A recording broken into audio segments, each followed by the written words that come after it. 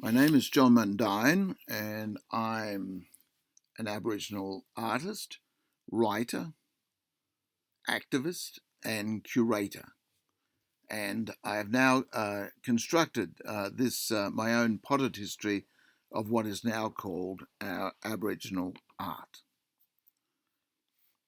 Many, if not most, Aboriginal creation stories begin with the sunrise, when creative spirits came from the sun, from the east, bringing language, societal structure, and imagery at least 50,000 years before the present. But these still remain with us today. When British colonists came to our continent, there were at least 250 different societies speaking their own separate languages and living in diverse environments, from deserts to seashores to mountain ranges, but with many common elements and philosophical views of life across the continent. Historically, all Aboriginal art was made of temporary materials and existed experientially.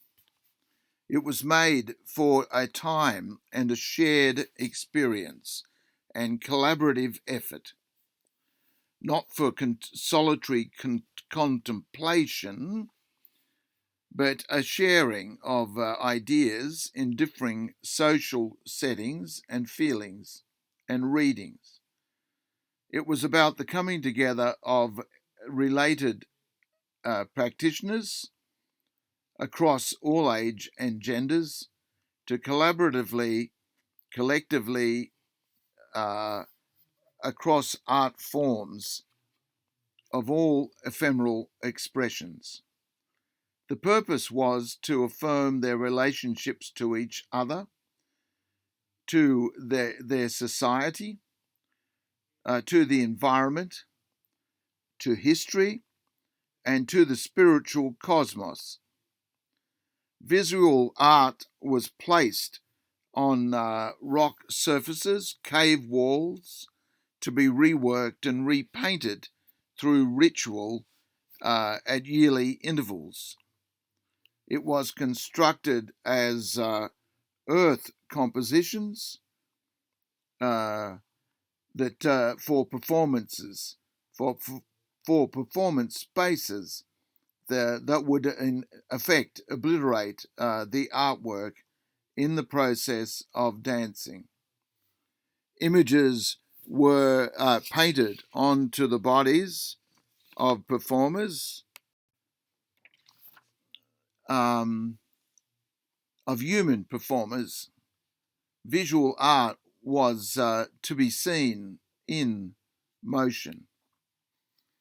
European colonists thought the people on the continent were all primitive, unintelligent, and subhuman, and gave us one name, Aboriginal. I think the story of Aboriginal art is an overlapping blurred edge of 5 phases. It has become a market-driven, to some extent, practice, and of European historical conceit on the one side, and an offering up of icons, ideas, and possibly moral memory insistence on the Aboriginal other side. Many, if not most, public state collections of Aboriginal art mirror this awakening movement to some degree. The first phase was the period from the beginning of time, 50,000 years ago, about the time of the first people, the period from creative spirits beginning the world and setting the world in motion, through to the time of the arrival of Asian fishermen from what is now Indonesia some 500 years ago, who interacted and worked with Aboriginal people and influenced our culture and language greatly in the north, and through the time of British colonists who came here in 1788. The time right through this period into the world, the Western world, up to the end of the World War II in 1945. Aboriginal art had been included in Australian colonial national cultural exhibitions internationally to give strength and depth to the whole white Australian national image to the world in the 1920s, in the 1930s, the 1940s and the 1950s.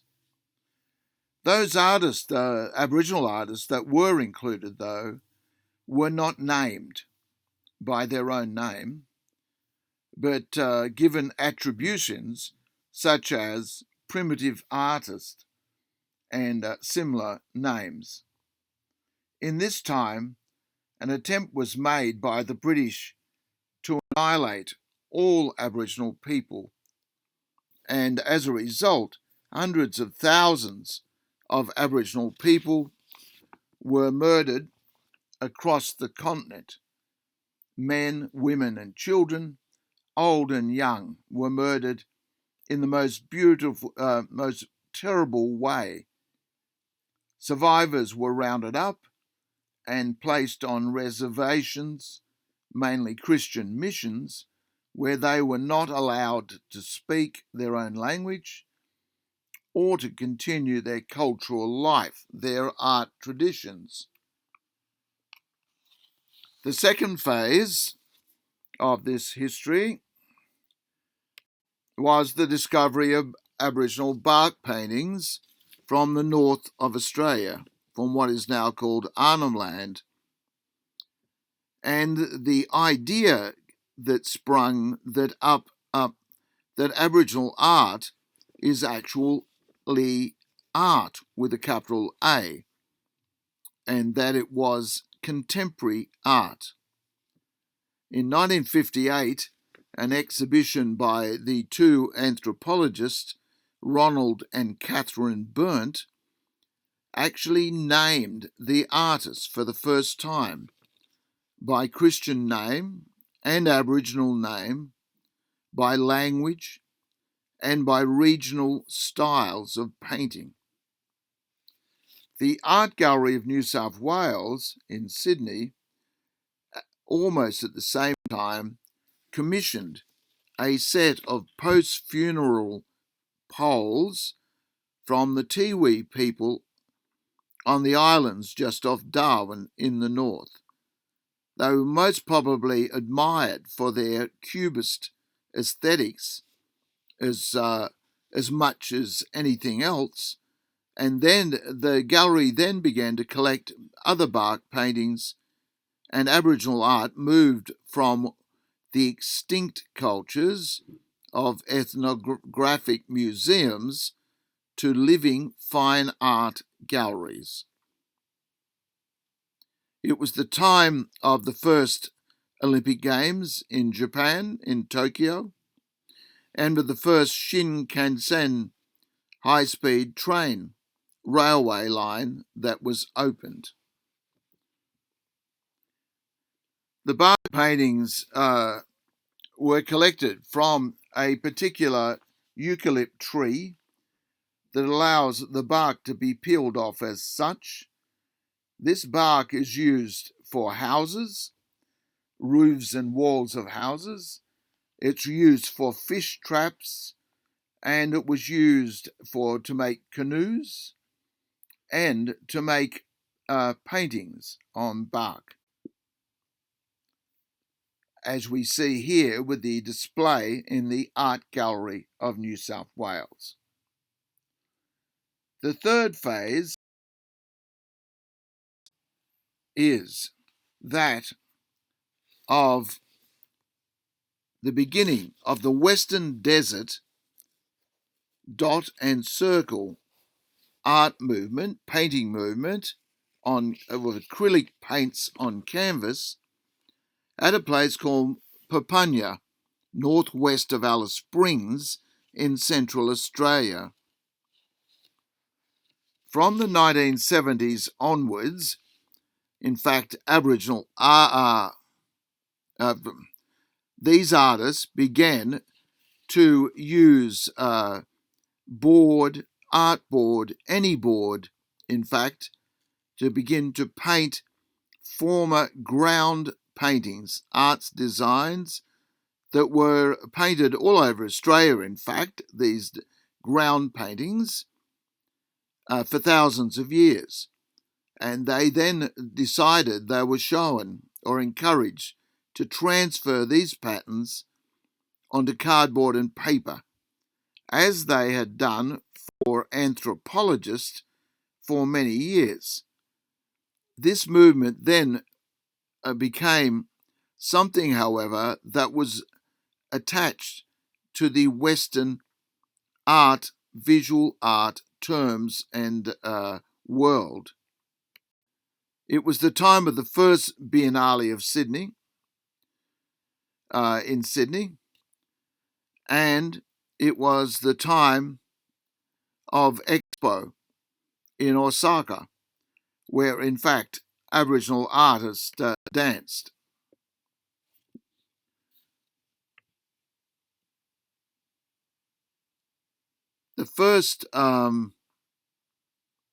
The fourth phase comes with the re-emergence of the art from the southeast of Australia, the first Aboriginal people to be heavily colonised, to be murdered, to be dispersed, to be disempowered and driven from their land.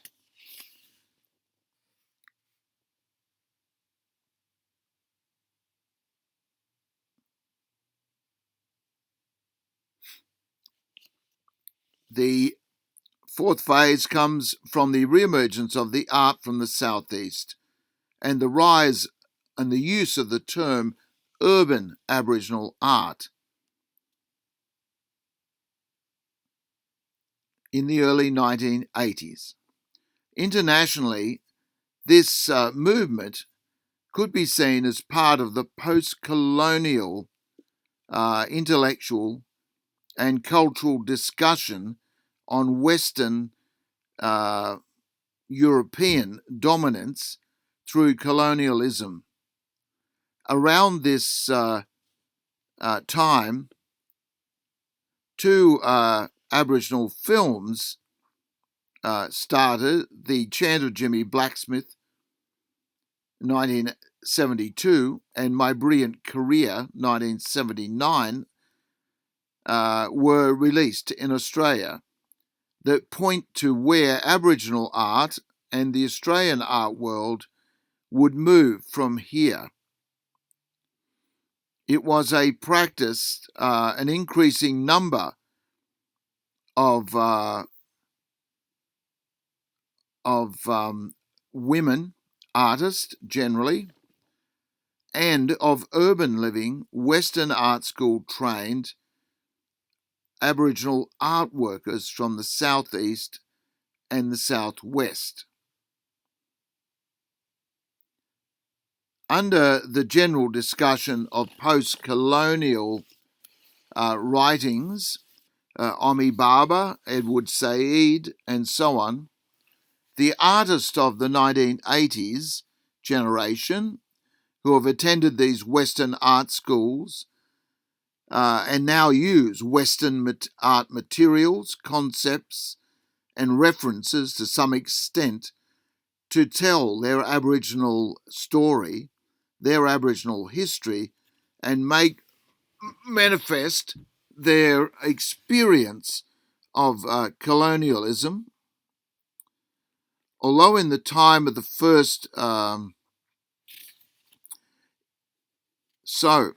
shunned by commercial galleries for not being traditional or real Aboriginal people, and by art institutions. In Sydney, a group of such artists had formed the Bamali Aboriginal Artists Cooperative. They were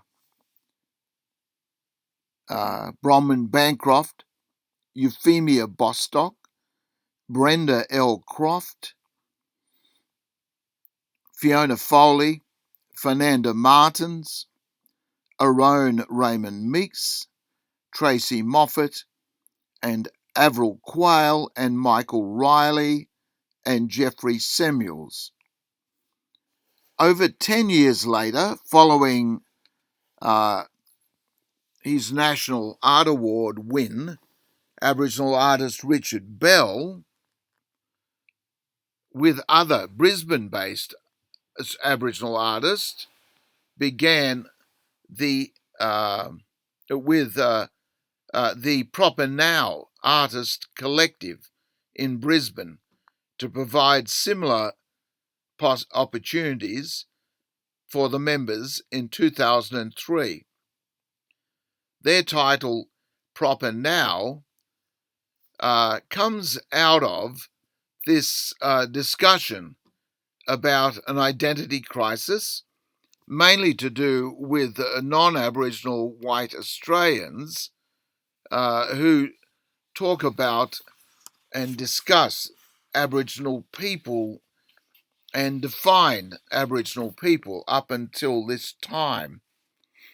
At this time, Aboriginal people then began to say, we will define who we are.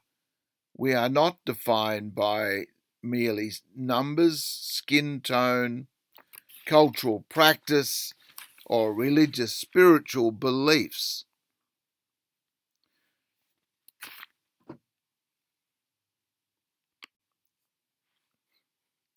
It was this group that inspired me in a way in 1988 at the 200th anniversary of the bicentenary of the coming of the British to Australia, that I decided to work with 43 other artists from the north to create a forest of these poles, these funeral poles, as a statement on what really happened with the 200-year history.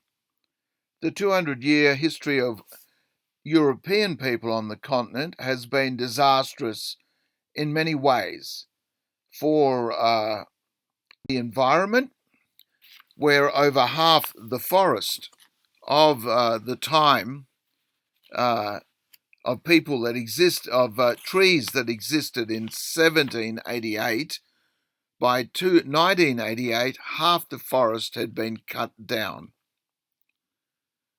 More importantly, in this 200-year period, millions, maybe millions of Aboriginal people had been murdered to reduce us now to a small number of maybe 400,000 to 500,000 Aboriginal people were left.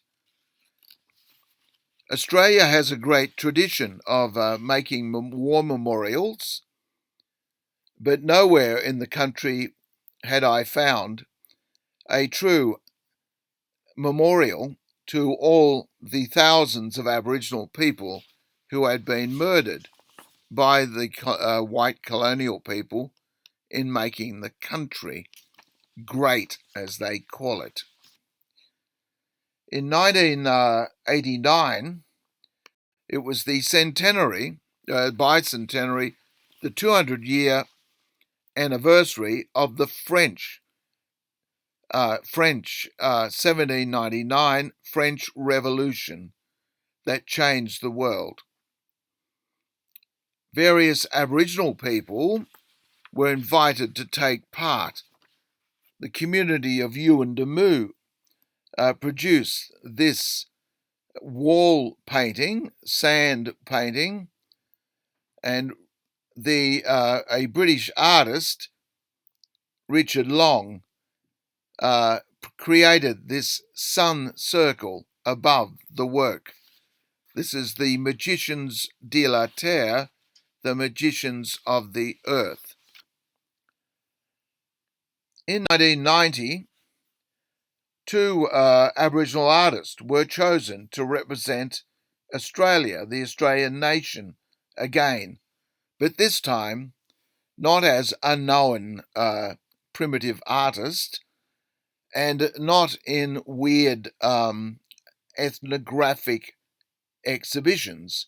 These were in the highest fine art place by every 2 years, the Venice Biennale.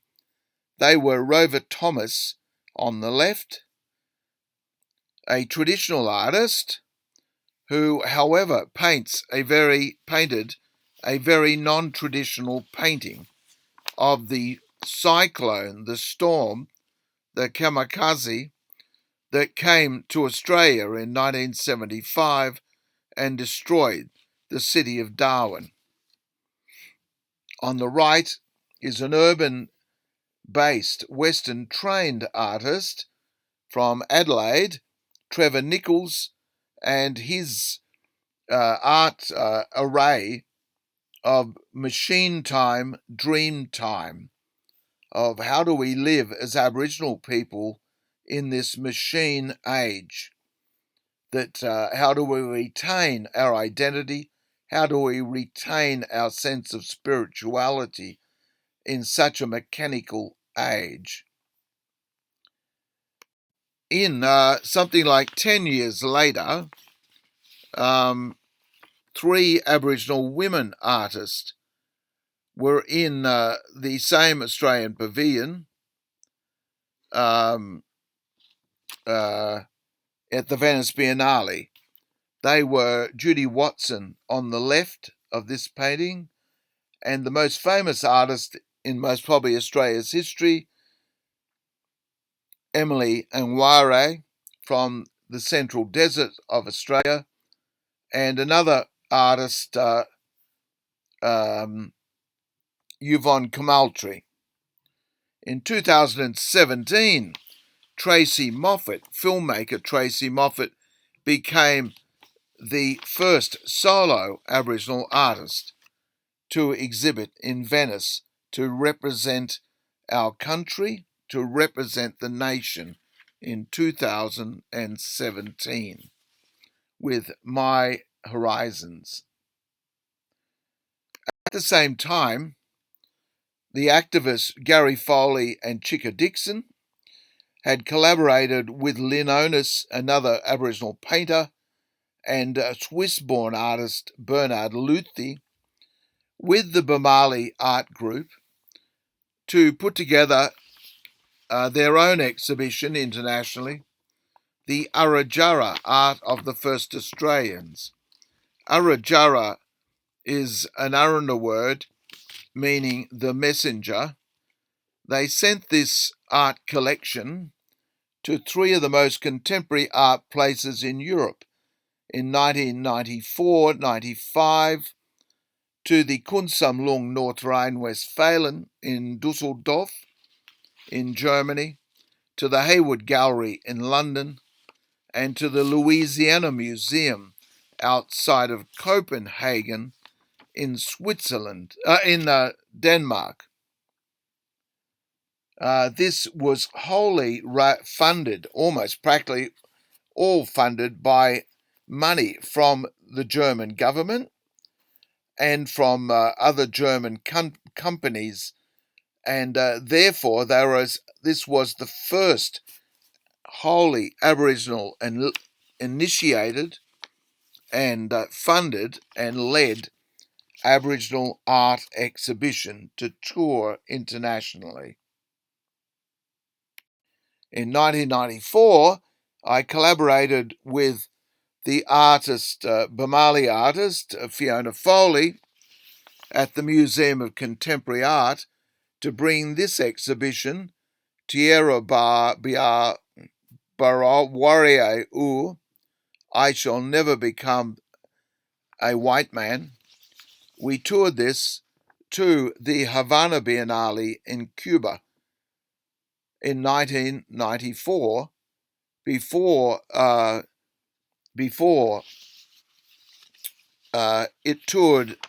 it was exhibited at the Museum of Contemporary Art in Sydney on its return.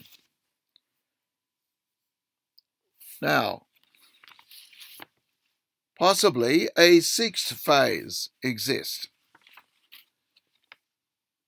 The fifth phase is the phase where we have come as a people to write about ourselves, to self-critique ourselves, to curate our exhibitions, and define ourselves and have some sense of control over how our art and culture is seen, read, and delivered into the world.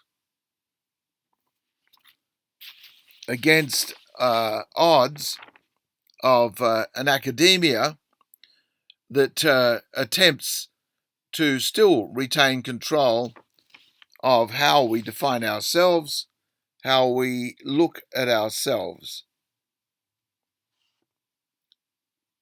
A sixth phase is now in action. We have a place where there is lots of Aboriginal art. There's lots of Aboriginal art being made.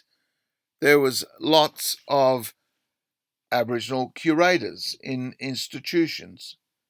There are Aboriginal writers, Aboriginal filmmakers,